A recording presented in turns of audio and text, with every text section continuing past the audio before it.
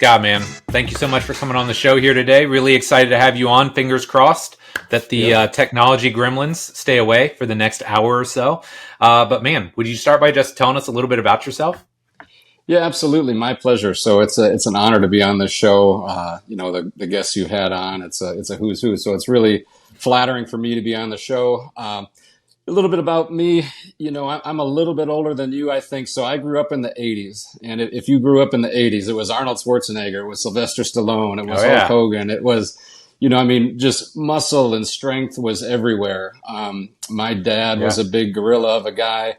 I never wanted to grow up and be rich. I never wanted to grow up and be famous. I wanted to grow up and be strong. And that's all I wanted to do. And, you probably remember, what was on ESPN early in the mornings before SportsCenter was on. Like like the body pump shows. Yeah. Yeah, absolutely. Yeah. So Lee Haney would have a show and Corey Everson would have a show. And I'd watch those shows and be like, this is awesome. This is exactly what I want to do. You'd get that copy of Muscle and Fitness and just go through it like forward and back 10 times. I was in. Oh, yeah. I just wanted to be big and strong. Went to college, got a degree, went to Florida State, and actually started working in corporate fitness. I wasn't an athlete. I didn't know anything about strength and conditioning per se. So after I graduated, I went to work for companies and their employee fitness center. So I'd teach aerobics classes. I'd put, ladies on the treadmill and Stairmaster for 30 minutes and take people around on the Kaiser circuit. And that's what I did. And it was great. I mean, I got to work in the gym every day. What more could you want? But after a couple of years of doing that, it was kind of just like, man, I want to work with some more driven clients, some more driven people that are actually trying to accomplish something.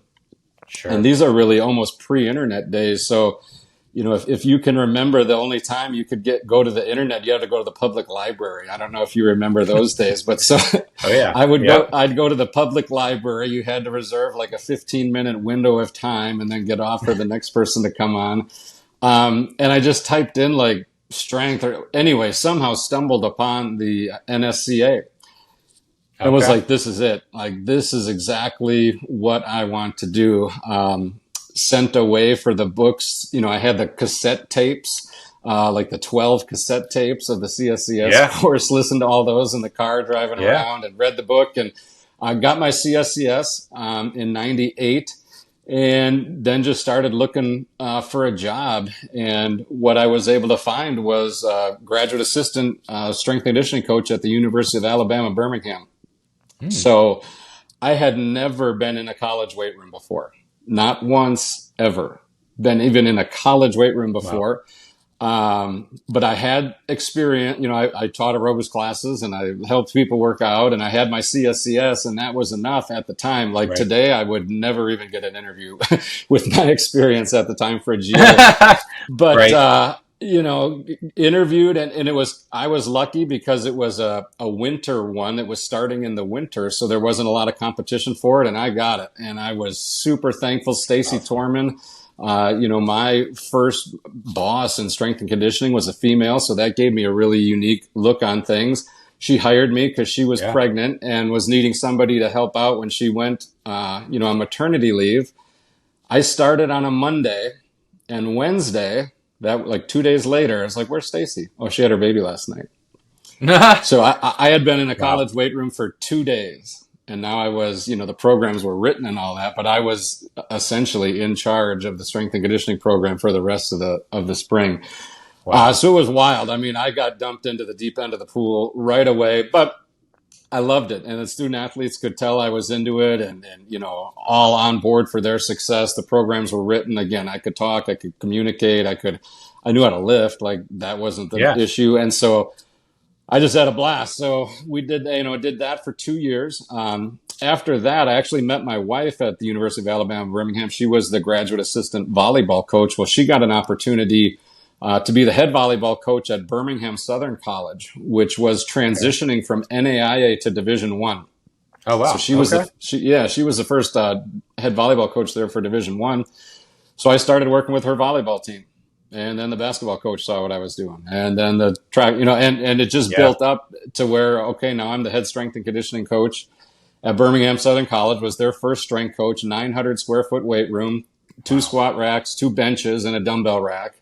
Yeah. But just in heaven, loved it. Every second of it. Each team, like I said, I worked with 12 teams. They each gave me $1,000 for the year. And I was the head strength coach, Division I head strength coach. So did that for 3 years, loved it, learned a lot, grew a lot. And from there got an opportunity to be an assistant at Ohio State. So was an opportunity that I just could not pass by. And I went and worked on the Olympic side with Coach Anthony Glass, was the director there.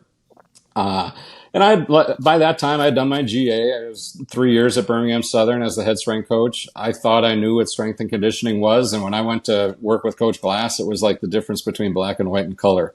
I had never seen, and I was a student of strength and conditioning, went to conferences, went to clinics, I had never seen strength and conditioning done with such precision and accuracy and attention to detail. I mean, it was just incredible. I was blown away. And just how serious the environment was. I think you're a Star Wars fan. So the only way I can explain, when Coach Glass would walk into the room, it was like when Darth Vader would go onto the bridge and everybody would just kind of tighten up and all right, it's time to start taking things serious. And the athletes trained like that. Like, there was no joking around, no screwing around. It was serious business, and everybody got better. And the technique was, flawless. It was amazing. That's cool. And so for 2.5 years, I did that, side by side. We had a great staff there, worked directly with a number of sports, but then was able to see all the other ones. And just how he put a unified program together, everybody on the same page, multiple weight rooms, just fantastic learning experience. From there, though, I wanted to be a head strength coach. So I went to St. Louis University as the head strength and conditioning coach. That's 2008. And that was heaven on earth for me. I loved it there. I had great graduate assistants, great interns, 16 sports, and me, like I said, 1 graduate assistant.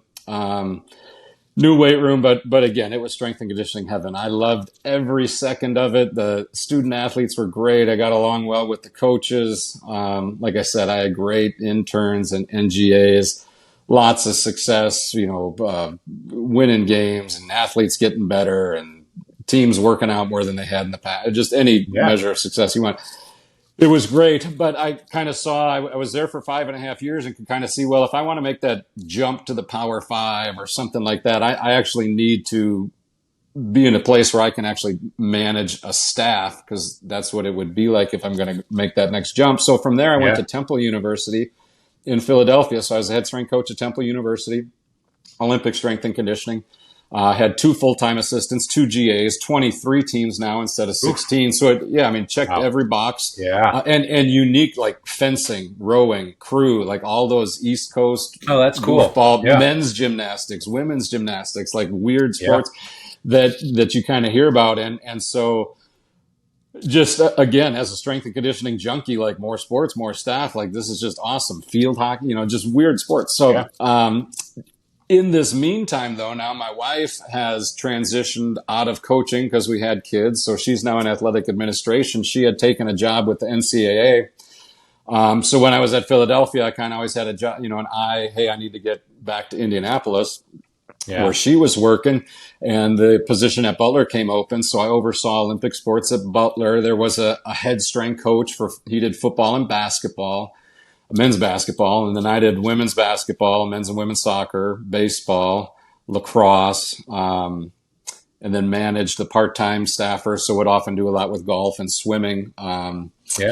Did that for 2 years, loved it. Again, a lot of success, loved the student athletes, coaches were great, had a blast, and then had an opportunity come along, just was cruising the NSCA website looking for a job, and saw this position with Parkview Health in Fort Wayne. And so currently, I am the manager of human performance for Parkview Sports Medicine. So Parkview Health is Northeast Indiana's largest healthcare provider. We have 10 regional hospitals. Parkview Sports Medicine is the sports medicine provider for that. So we provide athletic training services, strength and conditioning, physical therapy, sports nutrition, and mental performance coaches to 32 area high schools, 5 colleges and universities, and 10 youth sports clubs. Yeah, so it's a massive organization. We have over 70 athletic trainers, over 20 strength and conditioning coaches.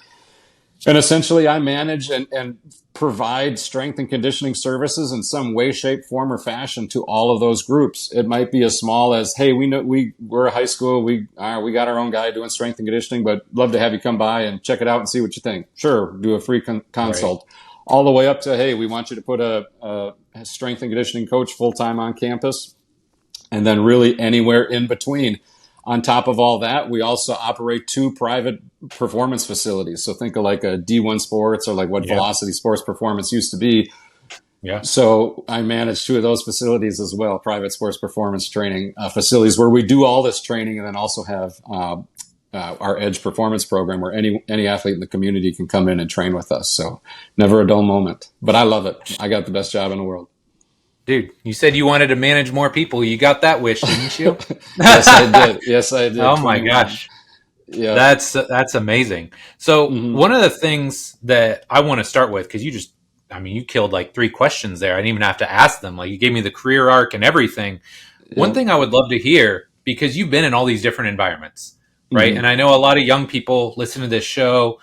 They're concerned. They're getting into their career, getting into the industry, and they don't know, like, hey, what are the pros and cons of these? So I'd love to hear from your perspective, because you have such a unique perspective, right? You've been private sector. You've seen what a high school weight room looks like. You've seen what a collegiate S&C looks like, from small, like NAIA level schools getting into D1 to full-fledged big D1 schools. So, like, what are some of the pros and cons to each of those environments? They all have them. I'm personally biased to college strength. Like, there's nothing like college strength and conditioning. I love it. There's nothing like a college campus in the fall. Like, it's just heaven on earth. And so it is. It's just great. And the student athletes are generally, take some ownership. They're generally a little bit more bought in. They're away from home, so they're a little bit more vulnerable. They don't think, they're not walking around like they're the man on camp. They're generally been knocked down a little bit more time. They're a little bit more down to earth. They're more mature. They can talk to you and have a conversation with you. They see what the big picture is. Hey, here's what I'm going to do when I graduate. So the college athlete, like, I just love that 18, 19 to 22, 23-year-old.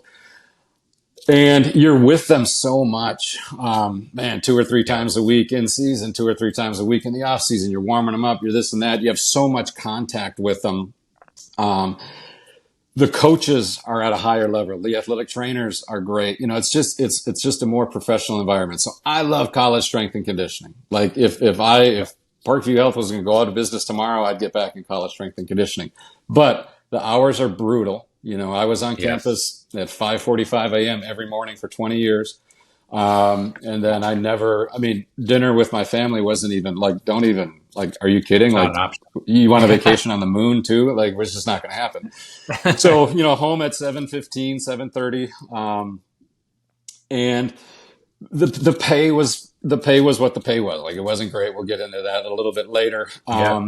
But God dang it, I loved being on a college campus. I loved every second of the student athletes, the coach. It was just awesome. High school. Now, the work-life balance of high school is great. I have 11 high school strength and conditioning coaches I work with. They get on campus at 4:30, or they get on campus at 7:30, and they leave at 4. Like, that, it's as close to a 9 to 5 as you can get in strength and conditioning. Now, can you do more and early in the morning? You can, but we set up the contracts that, hey, we're there period before school starts, we're there a period after school ends, and then see you later. No weekends, no nothing. No nights. Like, they're home every night for dinner. But you're dealing with high school coaches. Like, there are a lot of incompetent, with a capital I, high school coaches. They're, the administrators oftentimes just don't get the big picture. You're dealing with really immature kids oftentimes.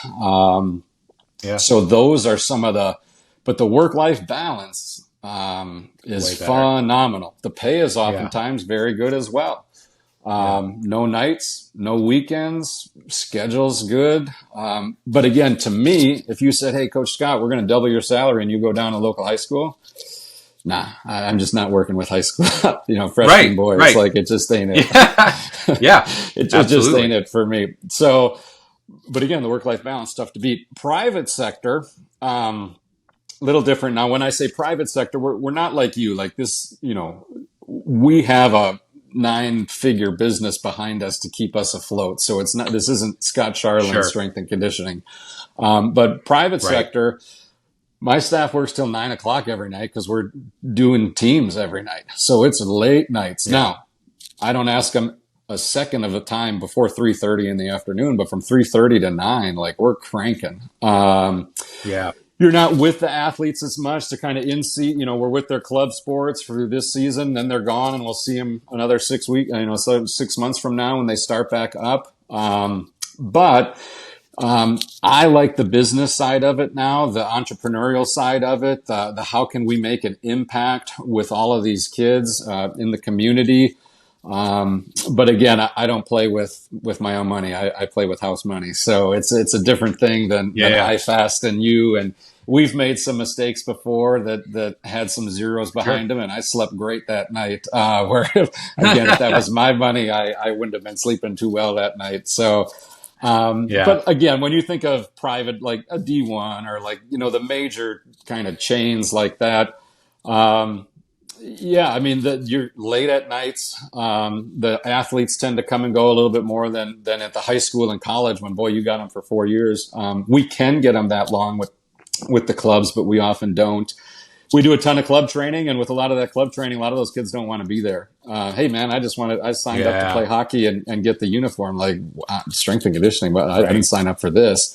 So with the club training, some of the athletes aren't very serious about it. But again, there's an entrepreneurial side. How can we get this out in the community? Just like you, like, hey, you want to help the community give back through IFAST and get these kids in there so that they can get, you know, they can realize their dreams, and we are able to do that on a massive scale.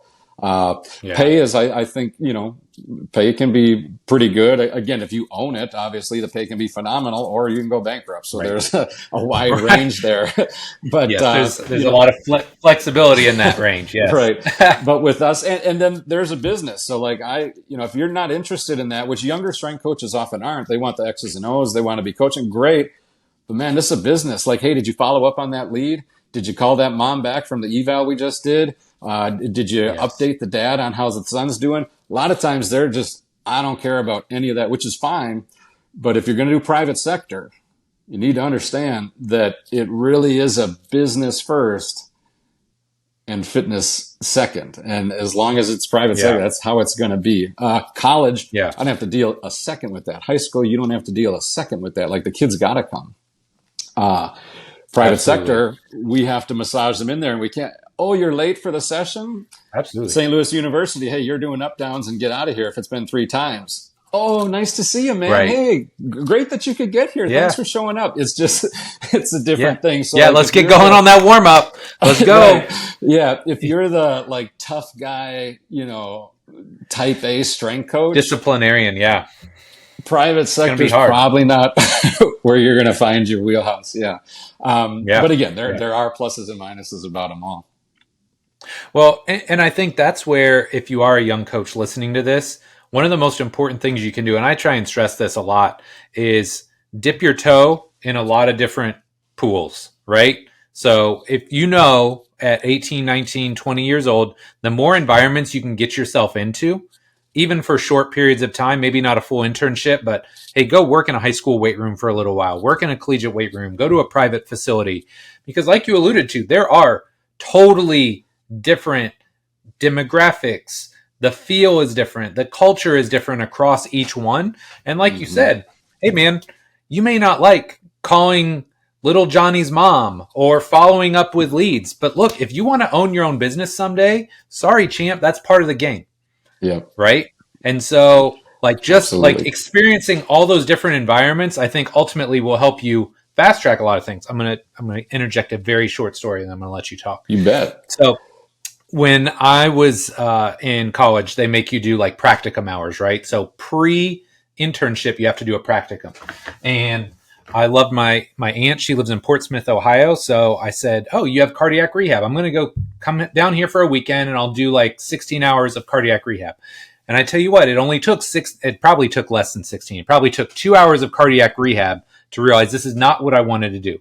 the first guy that took his shirt off with the huge zipper scar and was fresh off a heart attack surgery. And then I watched him walk on the treadmill for 15 minutes, right? Had the pacemaker on, put his shirt back on, walked outside. I could see him. It was like a half basement, and I could see him sit on the bench and start smoking a cigarette. There you go. I was like, yo, this is just not it. Like, I'm not going to do this. But again, I think you kind of figured this out too, right? Like, you've been in all these different environments. You need to experience different ones to figure out where you're going to fit best. Absolutely. And with the proliferation of strength and conditioning days and privates, back in, when you and I were in high school, where are you going to find a high school strength coach? Like, good luck in the 90s. There were literally none. Right. And same thing with private sports performance. Like, you were a trendsetter and a groundbreaker in that. Like, there was none in my town like this when I was coming up, but now there's I can throw a rock. They're everywhere. They're everywhere. Yeah. And same thing with high school strength. So it's really just a matter of getting out there and finding them and spending, to your point, a little time there and seeing maybe that one's not it for me, or maybe this one is, and different environments too, because you can go to 2 different high schools and be like, I would never want to be a high school strength and conditioning coach. Go to another one and be like, this awesome thing in the world, so you got to get out there. Absolutely. So something that we were talking about before the show and kind of just back and forth was, again, you've been in the game for a while, and I don't mean that in a negative way. We're about the same age. We've seen different environments, right? Had different experiences. I'd love to hear your thoughts on where you see strength and conditioning trending over the next 10, 15 years, because look, it's changed a lot in the last 5. So what kind of changes and what kind of evolution do you see in the next couple of years here? Well, I think the future is really bright. I can say this without a shadow of a doubt. I have a son, so my son's going to college. He's graduating high school in a couple of weeks here, and he's going to college. Oh, very cool. 15 years ago, if he said, hey, I want to be a strength coach, I'd be like, oh, man, I don't think so. It's, there's not a lot of jobs. The pay is, If he wanted to do that now, I'd be like, I think we can make this work. There are just so many more job opportunities than when you and I started coming up. You used to go to the NCAA website or the NSCA website, and there'd be like 4 jobs. 2 of them you wouldn't want. One was in Alaska, and it'd be like, oh man, where am I going to go? But not and anymore. Everybody's applying for them. Yes, everybody's applying for them too. Right, absolutely. The competition was just ruthless, and so with the proliferation of high school strength and conditioning jobs, as strength and conditioning has trickled down from Power 5 football to now Power 5 Olympic to just knowing I was going to do this podcast today, I went and looked at the NSCA website. There's 100 jobs on there that are all not like, oh, that's an interesting job. Oh, that'd be fun. High school, there's 4 open jobs. There's 4 open high school jobs in Indiana right now. Let alone there's 3 jobs looking for just a director of women's basketball performance. So that there's just such a proliferation of jobs that I think the future is really bright. And that doesn't even go into tactical. How many times do you see those jobs posted of this Army base, that Army base? Yeah. The field, the profession has just exploded from when you and I started, that I think it's pretty bright. My fear is the capacity to keep up with qualified coaches. I don't, can every high school in the country have a strength coach that's qualified? No way. I mean, how many high schools are there in the country? Yeah. Are we going to be able to add 5,000 jobs in the next 10 years and fill them with qualified people to where strength and conditioning maintains that rock solid reputation that it has? I mean, that makes me nervous. Is just, again, does the profession have the capacity to fill all these jobs that keep coming open? Again, I think the future is bright. There's lots of jobs out there. The pay, I think, is trending better. But boy, the capacity worries me. Yeah, that's a great point. And those blue ocean, I mean, high school is the blue ocean. Like, high school is the blue ocean. Yeah. Like, those jobs are coming fast and furious. Well, and look, I mean, I work with enough high school kids now. Like, we desperately need it for a lot of different reasons, right? Like, that could be its own podcast in and of itself, but for the athletes, but for all these other kids, I mean, we look around and see, like, we're not the fittest country in the world. So how many of those 100%. Kids that, aren't playing sports could we get into strength and conditioning just to build their own confidence, teach them how to be comfortable in a weight room and moving around, just taking better care of their bodies. Like that would be such a great avenue for that as well. Yeah, and I think that hopefully as the NSCA is doing their, certified schools or education providers, there's this whole thing that they have to go through in the next couple of years here to even have if you want to sit for the CSCS, you have to go to one of these particular schools. Hopefully they can get into PE a little bit more. Again, I go to around all these schools, so the kids have to sign up for APC or advanced physical conditioning or whatever weights. Right. But I go through the gym to get there, and you see the PE classes, and it's just like, oh man, roll the balls out, and then the PE teacher just sits on their phone, and so it can be rough. So again, thinking bigger picture, health. Man, we're like the front line of just almost health for athletes and strength and conditioning, sure, but like avoiding obesity and avoiding cardiac disease when you're 30. Yeah, absolutely. Absolutely. Okay. So I got to cycle back to this because you mentioned pay. And we were talking about this. It is a taboo topic. People don't like talking about money. They don't like talking about selling, which again, you get in the business game even a little bit. You got to talk about it, and it's got to be something that you are focused on. But just very broadly, like how do you go about knowing and then just trying to understand what your net worth or your worth to an organization really is? Absolutely. So there's, this is something that it is tough to talk about. And it's like, why is this tough to talk about? Because we're ashamed or we're embarrassed. But I'll say this, when you say, what am I worth? If you have a bachelor's, and this is someone that I've probably hired more strength and conditioning coaches in the past 3 years than anybody. Like our staff went from 4 to 21. We've had some turnover. So I've easily hired over 30 strength and conditioning coaches the last 3 years. If you have a bachelor's degree and a CSCS, you shouldn't make a dime under $50,000. If that job requirement is saying you need a bachelor's degree, I'm paying for college next year for my son. You got 2 coming down the pike. Like, do you see what college is?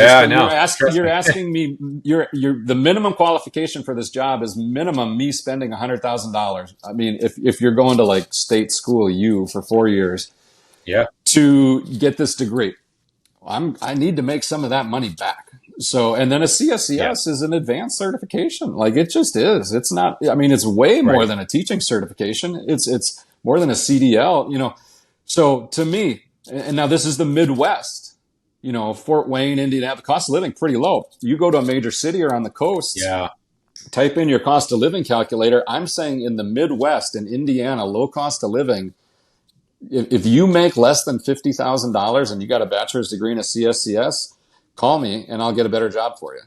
I have that many jobs to give. As you get masters and more experience and this and that, it only goes up from there. And it's much easier if you know to know your net worth, if you know what other similar people are making. So for me, for my high school strength coaches, the minimum that they start at is $53,000 a year. Full benefits. Parkview Health, we get a 5% raise every year, regardless. $1,000 a year to spend on a wellness account. That's just like an HSA. But 53 is the floor. All right. So use that. Use that information when you're going to negotiate somewhere else. That's Indiana. Say if you're in Chicago, compare the cost of living in Indiana to Chicago, and that's going to be 70s at least. Then also, I like to look around to job postings. Not that I'm going to take a job, but I want to see what they're making. There was a great posting last winter, and it was for LSU women's soccer. So, Power 5 women's soccer, but LSU's not hanging championship banners anywhere, but it's a big school. $75,000. Yeah. $75,000 just to do LSU women's soccer.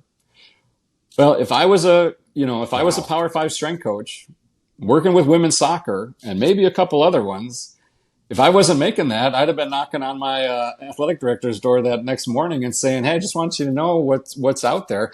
And you need to understand it's an employee's market. When you and I were coming up, it was an employer's market. There weren't many jobs. Take it or leave it. We're going to pay you dirt. And if you don't want to take it, I got 3 more guys that will. Not anymore. Yes. And understand that as someone that hires, hiring's a pain in the butt. Like once you identify that person, you want to hire that person.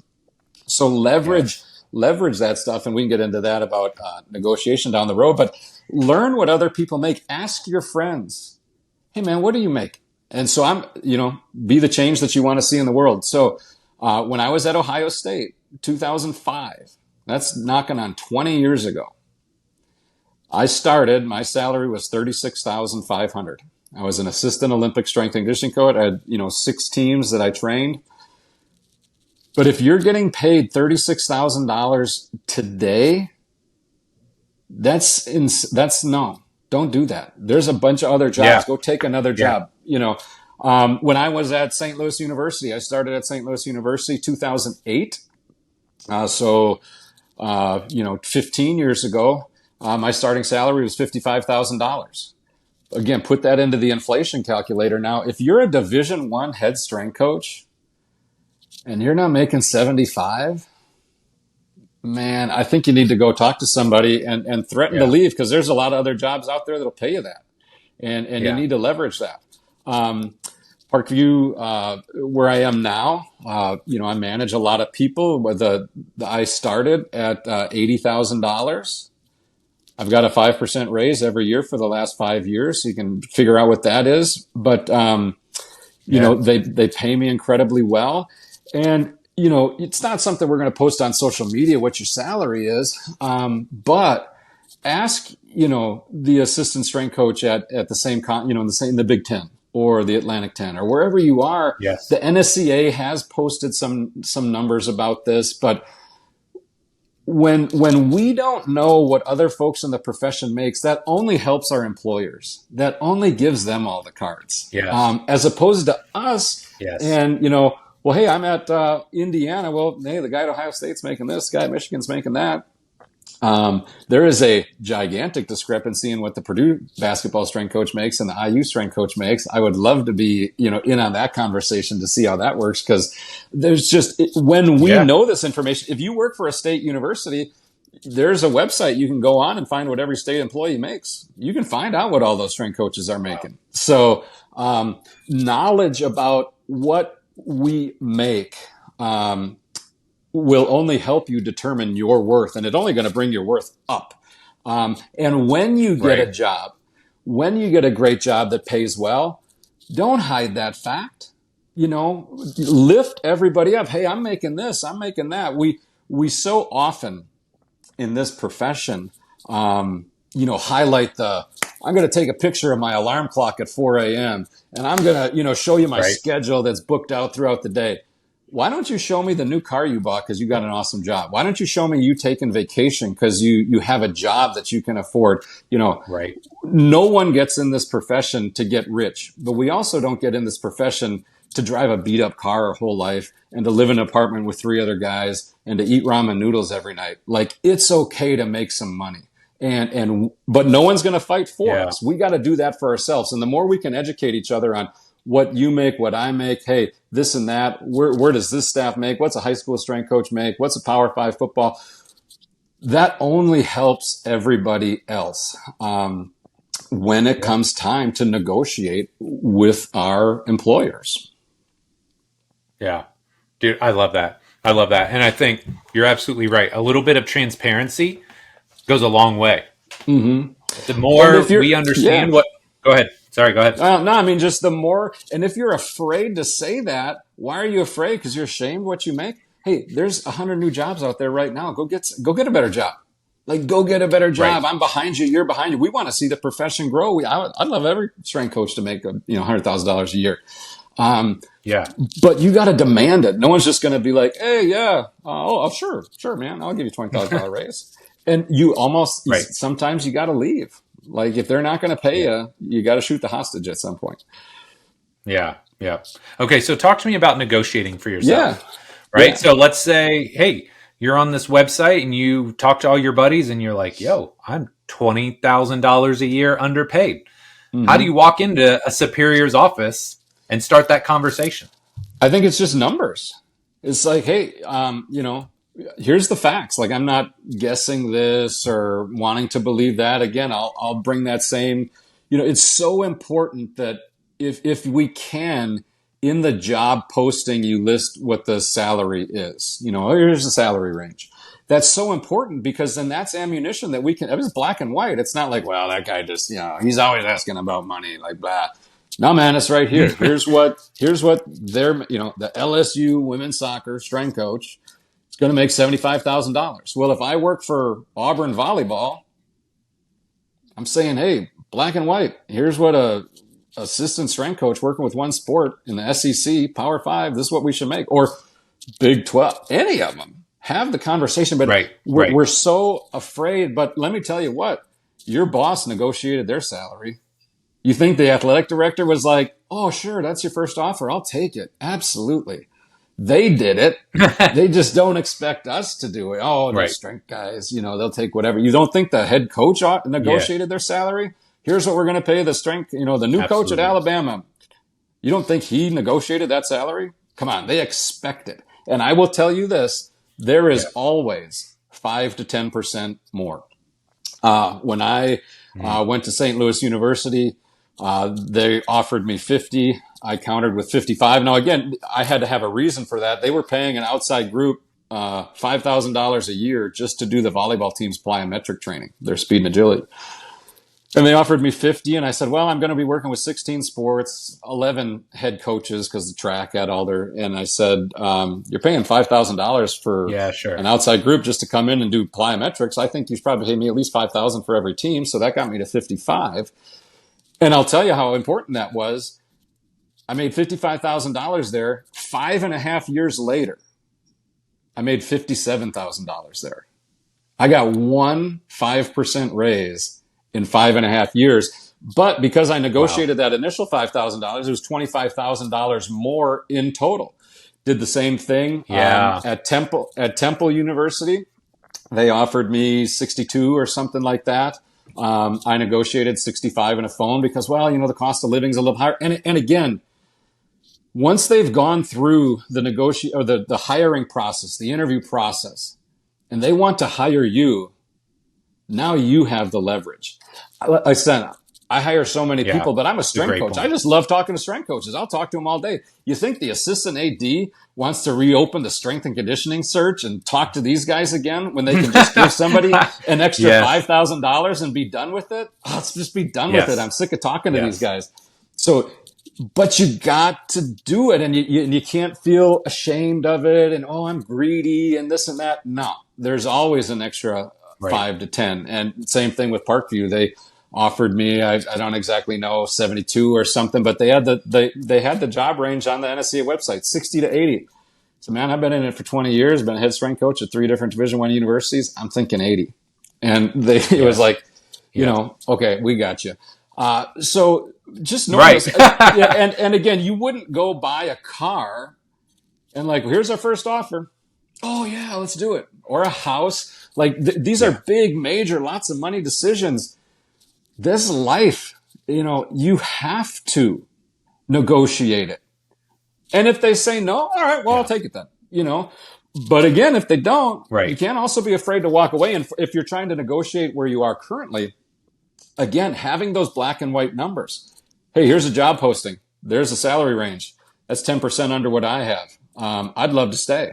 Coaches would love me to stay. Student athletes would love me to stay. But it's just not competitive anymore. And again, I would hope that most college environments understand that, we got to renegotiate this. But also, should I, as the assistant strength and conditioning coach, have that decision, or should my director? If the director of strength and conditioning at the university or the head strength coach at the university isn't fighting for those people, then it's going to fall on deaf ears. I mentioned my staff, all high school guys, all start at $53,000. Well, Parkview gives me a range. Hey, we'll pay anywhere from 48 to 53. And we have 16,000 employees. So I have an HR person I have to go through. That HR person will always come back to me and say, here's the recommended hiring range, the salary range for this person. And it's right down the middle, 50,000. And it's kind of a joke now between April is the lady's name, and I'm like, I think we're going to have to go with the most on this one. And that's been 30 consecutive times. But that's the power of having strength coaches in leadership management roles, because I'm going to take care of my strength and conditioning profession. If you have an assistant AD title or those kind of things, it's so important to get strength coaches in management roles, because we're going to look out for the profession. I'm always going to look out for the profession. I'm going to get none of my coaches have to negotiate their salary, because I tell them right away, I'll pay you as much as I can. And that just is how it needs to go. And as I'm going to challenge, if you're a head strength coach or a manager at a private sector or whatever, and you're not battling and fighting and advocating for your staff and this profession, then get out of the way, man. Help us out. Don't try and keep us down. And we get into this, well, I did, when I started, I was making $12,000 a year. I did that job so the kids today don't have to. There's no pride in that. I mean, let's get that nonsense out of your head. Help the profession out. Advocate for the profession. When you see those jobs, you should be in your athletic director's office. Hey, look at the new, hey, here's the going rate now.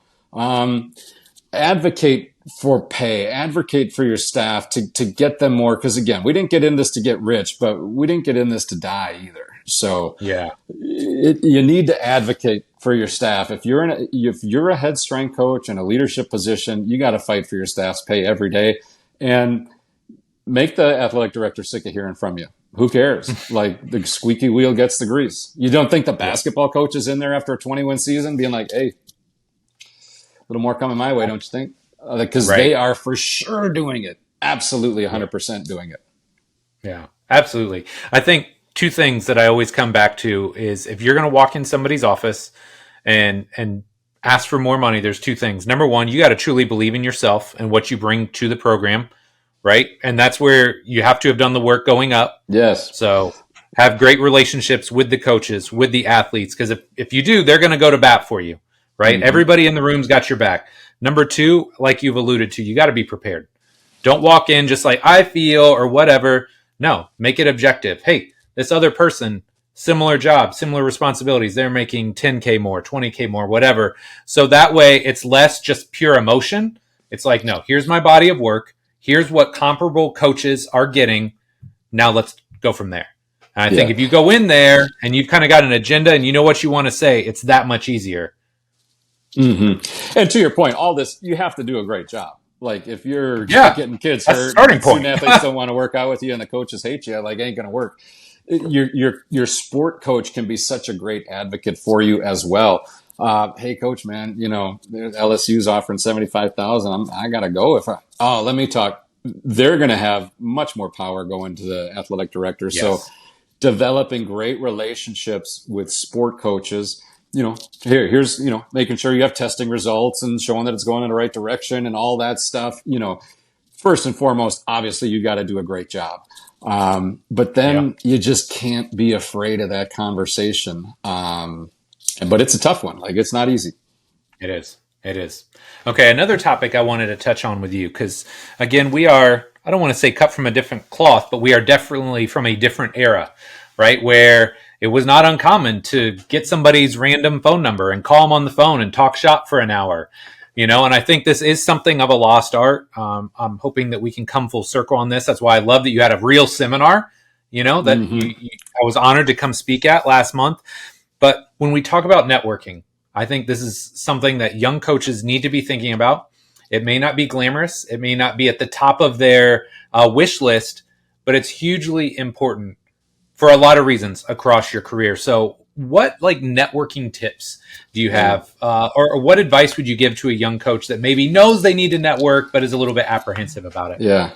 Well, number one, you got to be proactive. Like, the strength coaches aren't going to come to you. And it's so easy these days with Instagram and Twitter. Follow them. If they follow you back, or if they have their DMs open, hey, coach, love that last video. Oh, man, how do you coach those? The key to social media is to be social, right? So follow up with those conversations. And I always tell young strength coaches this, and I'm going to ask you this question, Mike. How many strength and conditioning sports performance coaches do you know? Oh my gosh. Thousands? Tens of thousands? I don't know, like thousands easily. Yeah. How many of those are just absolute abject jerks? Very, very few. I could probably count the amount of jerks that I've met ever in like two hands. Yeah, and I know two hands, probably. So why reach out to us? Reach out. We're super friendly people. What are you scared of? Yeah. Like you look and like, oh man, that's Mike Robertson, or oh boy, that's Joe DeFranco, or whoever, Eric Cressy. Reach out. You'll be amazed at how friendly we all are, because we were all these kids at one point wanting to meet somebody and get a leg up. So for young strength coaches, understand the profession is full of super nice people that are more than happy to talk to you. So just engage with them. Follow them on Twitter. Send them a direct. My direct messages are always open. You want to say hi, talk, whatever, we'll guarantee you I'll get back to you. But then go visit places. You got to get out and be proactive. Again, it's not just going to fall into your lap. So go, email the local high school strength coach and then go see him, or follow him on Twitter or Instagram. Hey, you mind if I swing by sometime?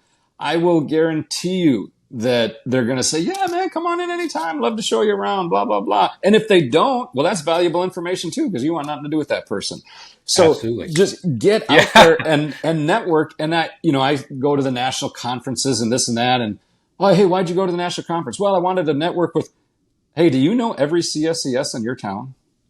Like in your sphere, have you reached out to everyone in your town and connected with them and what you can learn and what you can grow? And, oh, you know him and you know her and this and that. So start small, start in your town. Hey, who are the high school strength coaches in my town? Who are the college strength coaches in my town? Who are the private sector strength coaches in my town? Grow that, and then go from there. And, I always say it's not who you know, it's who knows you. You got to get out there so they know you. It certainly slowed my career down, because I knew all the strength. I knew the strength coach at Auburn. I knew the strength coach at Florida. The problem was they didn't know me. And so I needed to be proactive and reach out to them, because they're not just like going through and seeing who passed the CSCS every day and give them a congratulation email. But if you reach out to them, I bet you they'll get back to you. So be proactive. And then also, networking never ends. It's not like, oh, I got that first job. Hey, that's over. Like, networking never ends. You and I got connected in our late 40s. We do that clinic every year. I kind of go, how did I do a job of networking in the previous year? By who I'm inviting to the next clinic. Oh, look at how many more people I know this year than I knew last year that I can invite to this clinic, or I know this person now, or I know that person now.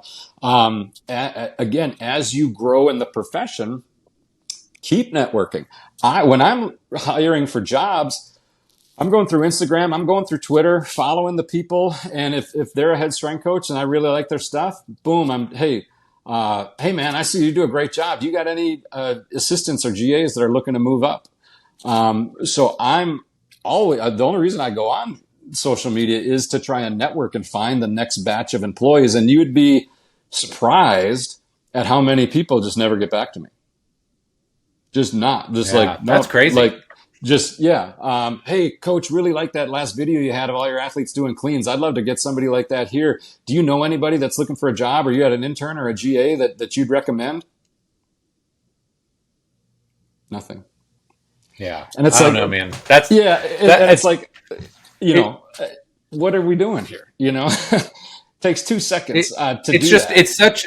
It's such easy advice, right?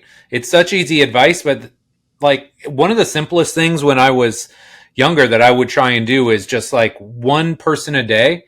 I would send one email, one text, one DM to somebody that was either already in my network or somebody that I wanted to connect with, right? Mm-hmm. Like literally we're talking, even if it's like something thoughtful, it could take 1 minute out of your day. And I did that for probably 2 or 3 years. And so, man, you talk about being able to grow your network quickly. Or like one of the things that I do every time I do a podcast, I say, hey, Scott, amazing having you on the show. Is there anybody else you would recommend, right? Who else is in your inner circle that I haven't had on? It's like those things are so simple It takes 1 minute out of your day, but you got to do it. Yeah. You got to do it. Yeah. And, boy, I had a good point on that. And I just lost it. But yeah, you got it. So I got two guys on my staff. And their dream is to work at Notre Dame, like it's Indiana. Oh, I'd love to work for Notre Dame. What's the dream? Have you ever reached out to Lauren Landau? Have you ever reached out to anybody on the Notre Dame staff? No. Might be a good place to start if you want to have a job there, to actually reach out to those people and get connected with them. So when the opportunity arises, you're at least a blip on the radar screen somewhere. So, and again, you just said, you know, thousands of people. They're all friendly. I know hundreds of strength coaches. I know 2 jerks. They're going to be friendly with you. Yeah. They're going to get back to, there's nothing to be afraid of. Absolutely not. So be proactive, get out there, visit, interact, be social, and you'll be amazed at what you do. But it takes work. Like it's not just going to happen. It does. Yeah. It's not going to fall in your lap. Mm-hmm. Okay. One more question, and then we'll start to kind of pull all these pieces together. So one of the last things I'd like to talk about, and I think kind of ties into a lot of these things, right? When we talk about different sectors of strength and conditioning, when we start to talk about pay, this concept of work-life balance.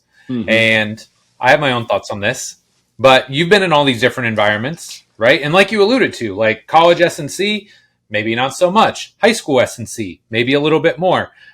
What advice would you give to a young coach that is worried about, hey man, I'm never going to see my wife, boyfriend, girlfriend, husband, significant other. You know, how do you manage that and still pour everything you can into the profession? Yeah, I'm the poster child of what not to do. When I found out about college strength and conditioning, I thought it was the coolest thing in the world. I thought my job was the most important job. You know, it was no less important than the President of the United States. It was no less important than the 5-star general. Like, I had to be at St. Louis. I had to be there, or the whole thing was going to fall around our feet. So I got a couple stories that are just shocking of how bad I did. My wife is a saint for sticking with me. My wife was 3 months pregnant in Alabama, and I went and took the Ohio State job. 8 hours away, 560 miles away, and we were apart for 2.5 years while she was doing her career and I was doing mine. Yeah. She moved to, finally we got up to all of us together in Ohio. At Ohio State, she was there for about 9 months, and I took the St. Louis job. She was she just, when we finally got together in St. Louis, she had our daughter like a week later. I am the poster child of putting career over family. You know, strength and conditioning was the last thing I thought about every night. It was the first thing I thought about every morning. I was just so driven to do that, and it took some time. Chasing my dream, chasing that dream, until I finally realized, and I'm going to add, what's the most powerful word for a strength coach when it comes to work-life balance? And it's no. And so I have a great story. When I was at Butler University, 2016-ish, and everybody's getting polar heart rate monitors, and we're in the Big East, and Georgetown has this, and UConn has this, and we got to do these polar heart rate monitors. And I was with the soccer staff, and women's basketball staff wanted it, and so I'm with the men's soccer coaches, and we had just won the Big East championship and successful and all this great stuff. We got to get these polar heart rate monitors, and who's gonna gather all this data and then give the report back to the head coach? And it was just kind of one of those funny things. Everybody turns and looks at me, and then I turn and look around. I'm just making sure there's nobody behind me because I'm not doing this. Right? That's not in my job description. You guys want to add all this stuff? No, not doing it. And being able to say no to all the stuff that gets tossed onto our plates inevitably allows time for that work-life balance as an integration, allows for that to happen. But we have to say no. As challenging as the strength and conditioning profession is, athletic training, so like I mentioned, Parkview Sports Medicine, we employ over 70 athletic trainers. They're so hard to find because the athletic training profession never said no. You want to work longer hours? Yes. You want to work weekends? Yes. You want to work late nights? Yes. You want to work early mornings? Yes. You want to get paid the same for doing it? Yes. They never said no. And now they're just in this mess that they created where the profession is expected to get paid nothing, work these insane hours, travel, this, that, never any off days. And the profession is in dire straits because no one in the profession always said no. Well, we're doing it for the student athletes. Well, I love my job. And I love the student athletes. Right. And yes, I'll be there on the weekend. And yes, I'll travel with the team. And yes, and yes, and yes, and yes, and yes. And yes, I'll take crappy pay. Say no. The best way to get your work-life balance is to say no when the inevitable stuff gets tossed on you. You know what your job description is. Your job description should be in your top left-hand desk drawer. Let me see about that. Well, unless you're going to pay me money, I'm leaning towards no. And you have to be able to say that. And until you can say no, you're going to get taken advantage of. Like just flat out, you're going to get taken advantage of. So say no. Again, work-life integration is a big part for me. My kids were always in the weight room at St. Louis. My staff, brings their kids in. One of my staff members, his little son, is almost always a part of our staff meetings because he's just there during the day. And, as a manager, as a leader in this profession, let your staff go. Hey, there's no pride in, the 4 a.m. lift with the staff. Like, what are you guys doing? There's just, or we got to be there an hour before the first group starts. What? Yeah. I mean, it's just insane. Or no, you can't go home during the day when there's a break. You got to, like the macho again, like that's just stupid. Like, I mean, it's just stupid. You should not see how much time you can spend at work. There's no awards for that. You should see how little time you can spend at work while still getting everything done. And that's another thing I would challenge strength coaches to do. How efficient can I be? How many teams can I train together? Yeah. How little time can I spend here and still get everything done and then hit the road? So I was, again, the poster child. My wife should have left me 100 times. She's a saint for what not to do, leave her behind. She'd have to sell the house. She'd have to pack up. She'd have to, chasing the dream. And that ain't the way to do it. And there's enough jobs now because it's an employee's market, not an employer's market, where, you don't have to be a slave to that. Again, when you and I started, hey, if the job called for 60 hours a week and $30,000 a year, there's 3 of them. I'm lucky to have it. That ain't the case anymore. Set boundaries on your time and then stick to those boundaries. I love it. Okay, man. Big question time. I'm sure you've heard a few shows, so this should not be unfamiliar. But if you could alter the space-time continuum and give young Scott Charland one piece of advice, what would it be? Yes. This is one of my favorite stories, and it goes kind of back to networking and all this stuff. So I was a Florida State alum. Went there because of the football team. Like, I was the biggest Florida State football fan in the world. Like, lived and died on the games, you name it. And so I knew who the head strength coach was, Dave Van Hallinger. So my advice for my former self would be reach out to Dave Van Hallinger. Now, why is that the case? As kind of having some imposter syndrome, and the head strength coach at Florida State would never even talk to me. Like, why would he have any reason to do that at all? Finally, when I got to Temple, I was like, you know what? I think I've built up enough credibility in this profession where I can reach out to the head strength coach at Florida. He was at Georgia then at the time. And just tell him, hey man, thanks for all the work you did at Florida State. I lived and died on those games. I just want to appreciate all the hard work that you did. I would have came in and cleaned the weight room floor with a toothbrush if I could have, just to been around you. Very respectful. Right. Yeah. Like, later that afternoon, he gets back to me and he says, hey, Scott, thank you so much for the letter. We worked really hard, had a lot of fun. You should have stopped in and said hi. Maybe we could have won a few more national championships if you were helping us out. Oh, man. How does that, what an email, dude. That's amazing. Right. Yeah, so that makes me feel like $1 million, but it also is like, to your point, this was like the nicest guy in the world. Yeah. Had I knew where the football weight room was. I knew where it all, like, had I just walked in there, but this was like going to talk to God, had I walked in there and just said, hey, coach, I love lifting weights. I love Florida State football. What can I do to make your life easier?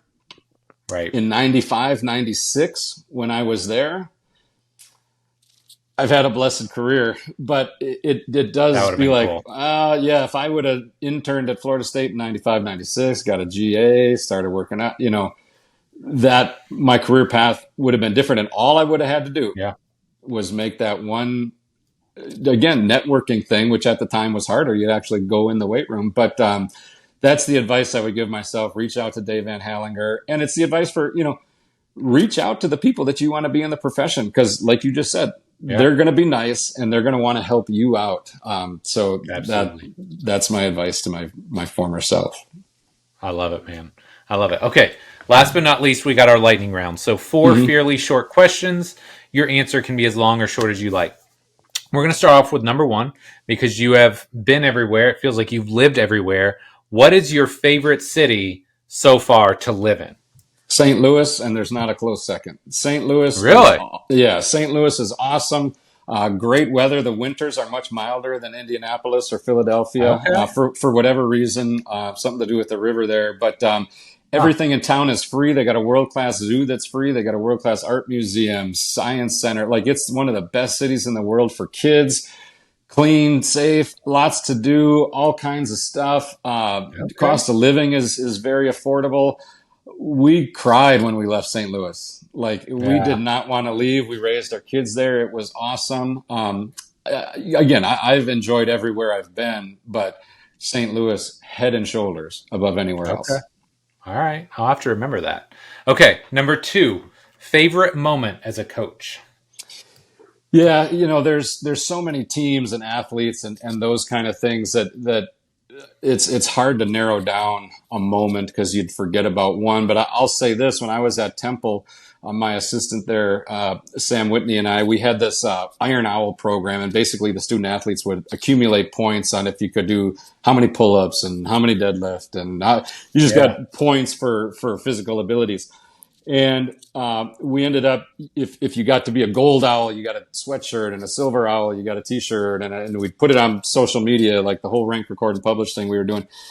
Well, we decided to give out points if you bring in food for a food drive, and we ended up raising like 3 tons worth of food. Like, all the student athletes were bringing in canned food, and we had to have our special owned semi that pulled up to the place and that took these giant boxes of food away that went to the local food shelter. And to me, that showed the impact that we can have in this profession beyond wins and losses. There's plenty I can easily more tell you the games we lost that were devastating than the ones we won. But the singular moment that, the food drive, being able to collect that and giving back to the community. Again, as a strength coach, you're around all these young athletes, what can you do to make your campus community better? What can you do to make your city better as a whole? Yes. These student athletes, they're influencers in the community. What can you do to give back to the community? And this food drive was just such an awesome thing, successful thing. They did it on down the road. They kept doing it. I think they ended up doing shoes and clothes and all that kind of stuff. But that was a great moment. But the highlight of the profession to this is the people. Right? My best friends are strength coaches. Yeah. My 2 GAs at St. Louis, I was the best man in both of their weddings. I love seeing my staff every day in Fort Wayne. I have a smile on my face when I go around and visit all of them. Hang around a normal office sometime with the people that are smoking and out of shape and overweight and wouldn't get on a treadmill to save their life. And it's like, bro, you and I got nothing in common. We're just not going to be friends. I'm sorry. I want somebody that's trying to accomplish something, and physically active and pushing their body and getting out of their comfort zone. We surround ourselves with those people every day. I had a GA at St. Louis that went and worked in a bank right after he got done with his GA at St. Louis. And he's like, and the people I work with are just lame. We never have that problem. We just surround ourselves with awesome people. And that's what is so cool about this profession. That's the highlight for me, is the people I've met in this profession. Yeah, absolutely, dude. Okay. This is a tough one. Maybe not perfect lightning round question, but I want to get in a capsule your best advice for young coaches. So somebody's new to the game. They're coming out. They're getting their first job. What advice are you going to give them? Yeah, just, be consistent. Be consistent with your energy level, your enthusiasm. Again, when I was at Ohio State, another story, but Coach Glass, and he's a legend. And I was like, I brought my binder of all my programs that I ran at Birmingham Southern and this and that. And he's like, I just couldn't wait to get the part of the interview where we're going to talk about strength and conditioning. And I was like, do you want to talk about my programming? He's like, nah, man, I don't care what you know. I'll teach you everything you know. I just need to know if I can get along with you. Like, they brought me up to Ohio State. It's so true. Simply to see if they can get along with me. And so rule number 1 in the Parkview Sports Medicine manual is be nice. Like, don't be a jerk. Nobody wants to hang around with an a-hole. Be nice, be consistent, be energetic, be enthusiastic, keep learning. And then go out and do stuff. Go to the games. Show that you're invested in all that stuff. Network. Visit people. I always say this. Nothing awesome happens when you're at home sitting on the couch. Get out. Do something. Visit. But again, just for the young strength coach, be nice. Be enthusiastic. Be energetic. Ask questions. What can you do to make the head guy's day easier? Do all those things, and you're going to go a long way. Yes. I'm living proof of it. Like, there's nothing I know. Like, I listen to some of your guests and I'm like, whoa, my God. Like, that guy knows like 3 times the amount of stuff I know about physiology and stuff. But, like, I will always fall back on like, hey, I'm going to be the nicest guy in the room. Hard to fire that guy.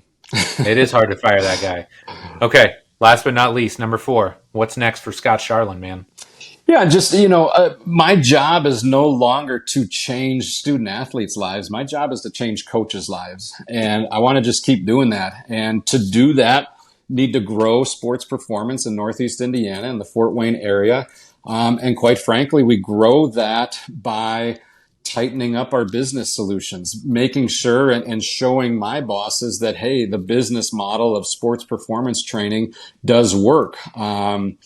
The more I can do that, hone in on the business, and as many strength and conditioning podcasts as I listen to, now I listen to many more business. So you turned me on to Pat Brisby, and that got me into Vince Gabriel and then the Business for Unicorns guys. Like, I'm listening to that stuff all the time, and I look back on some of the stuff I did and I'm like, oh my Lord.